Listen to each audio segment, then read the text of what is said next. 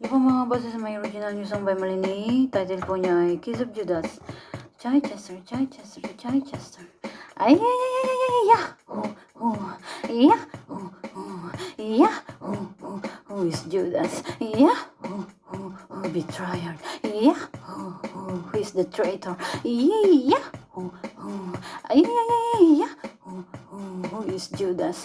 Every kiss of Judas in front of you is double. Yeah. Yeah. Who is Judas? Who is traitor? Yeah. Yeah. Yeah. Who is Judas? There are many Judas. Lost bread. Yeah. Yeah. Who is there? Traitor. Yeah. Who is betrayer? Yeah. Who is Judas? Yeah. Yeah. They say karma goes around, comes around, goes around, comes around. Ay, that's not true. The real karma is what you did in the past will haunt you and will come around you. Yeah. Yeah. Yeah. Now you can't let yourself every night. Yeah. Yeah. By night, your past is hunting you. Yeah. Yeah.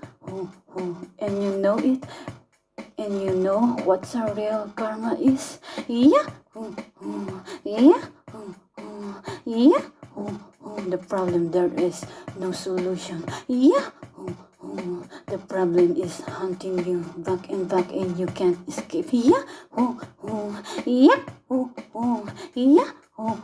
You are trapped in the past. You are returning back. Yeah. Yeah. Yeah. You are not silent. You are not letting sleep. Yeah. Yeah. Your conscience is gradually killing you. Yeah. Yeah. And you have no peace of mind. That is the real karma. Yeah. Yeah. Yeah. Ay, yeah. Yan po mga boss, ito pang istorya niya. Isang bayan ang mahirap. Kontento na sila sa kung anong meron sila. Kung kaya't hindi sila gumagawa ng paraan para umusito sa buhay. Isang araw, si Sian ay isang mangangalakal na nagpapalit ng bintahan ng ibang lugar dahil magaling ito at madiskarte, matalino, napalago ang buong bayan. Madami ang natuwa, madami din ang nalugi. Na negosyo ay nagkaisa sabi na mabaon na tayo sa utang. May pambayad sila pero masyadong mabilis. Ang pag-asenso ni Sian sila ay nagplano at nagkampiyan, nagkaisa laban kay Sian. Pinagbintangan nila ito at pinagkanulo sa kalaban dahil daw si Sian ay gusto daw pabagsakin ang hari. Hanapan nila ito ng butas. Hinanapan lang nila ito ng butas. Si Sian gusto raw pabagsakin ang hari ngayon at siya daw ang papalit. Yaon, pagbigay kay Sian sa kalaban, si Sian ay nakulong at pinahirapan at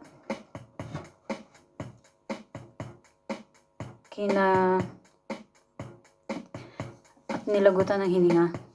Samantala, ang iba ay natuwa, ang iba ay hindi, pero huli na ang lahat. Patay na si Sian.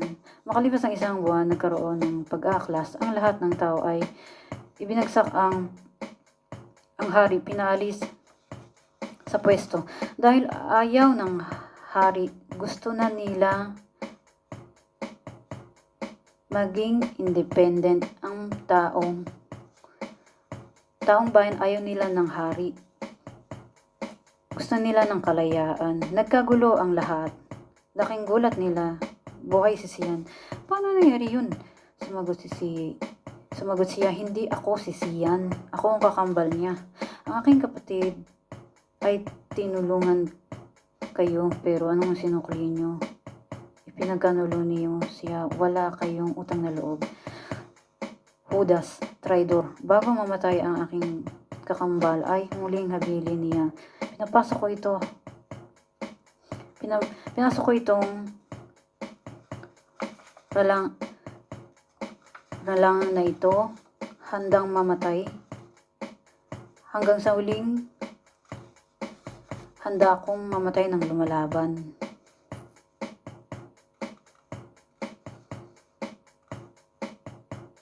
At alam mo ba kung anong tunay na karma? Ay ang konsensya. Dahil wala kayong konsensya, walang karma. Kaya ang karma mo ay ang mabigyan ko ng hustisya ang kapatid ko.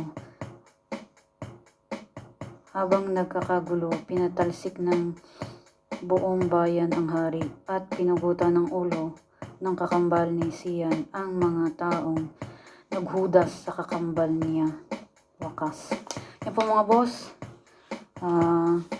Please, order po kayo ng aking bentong toothbrush at abacus. Maraming salamat po sa panonood. Ciao.